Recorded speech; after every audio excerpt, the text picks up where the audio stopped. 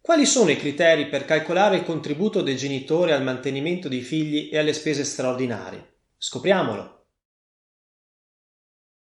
In generale, in mancanza di accordo fra i genitori, l'importo dell'assegno di mantenimento viene parametrato dal tribunale in base alle effettive esigenze dei figli e alle capacità patrimoniali dei genitori, con l'obiettivo di consentire ai figli di mantenere lo stesso tenore di vita di cui avrebbero goduto in costanza di convivenza con entrambi i genitori, e ciò fino alla loro indipendenza economica.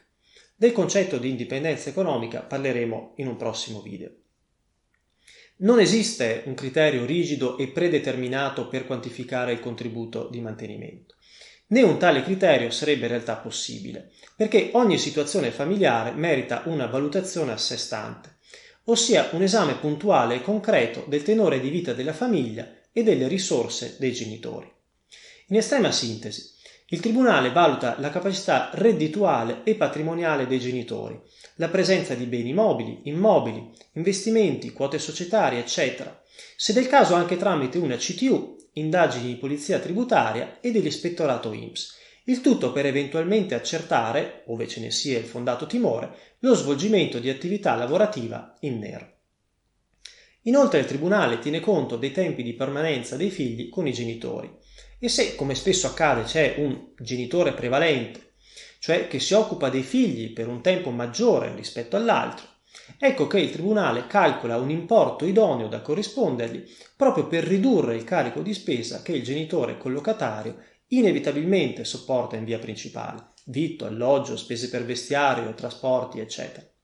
È ben possibile che il genitore obbligato abbia risorse effettive estremamente ridotte o insufficienti a coprire la quota ideale di mantenimento, ma ciò non può mai risolversi in un pregiudizio per i figli. Non a caso esiste nella prassi dei tribunali una soglia minima sotto la quale difficilmente il giudice scenderà nella quantificazione dell'assegno di mantenimento.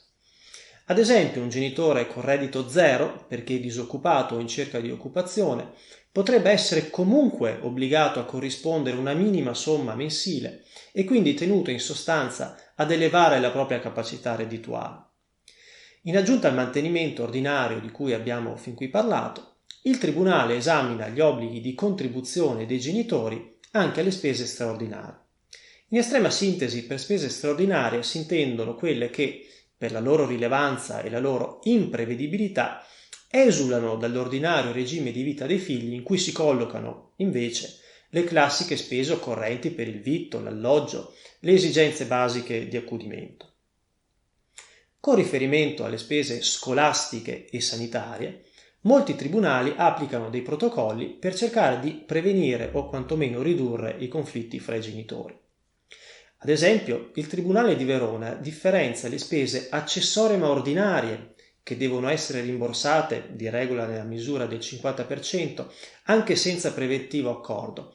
Ad esempio, visite mediche specialistiche del Servizio Sanitario Nazionale, prescritte dal medico curante, o spese scolastiche per libri di testo, da quelle straordinarie in senso stretto, che richiedono invece uno specifico e preventivo accordo fra i genitori.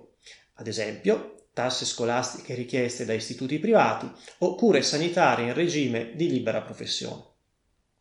In conclusione, qualsiasi consulenza sul tema non può prescindere da un'analisi certosina della situazione reddituale e patrimoniale dei genitori e dallo studio della prassi vigente nel tribunale che sarebbe competente a risolvere un'eventuale controversia. Anzi, proprio su tali basi, gli avvocati familiaristi dovrebbero opportunamente agevolare il dialogo fra le parti, e questo al fine di raggiungere sempre una soluzione conciliativa e di buon senso, nel superiore interesse dei figli ed evitando così, nel limite del possibile, un contenzioso giudiziale. Per maggiori informazioni visitate il sito web dello studio e seguiteci sui social media.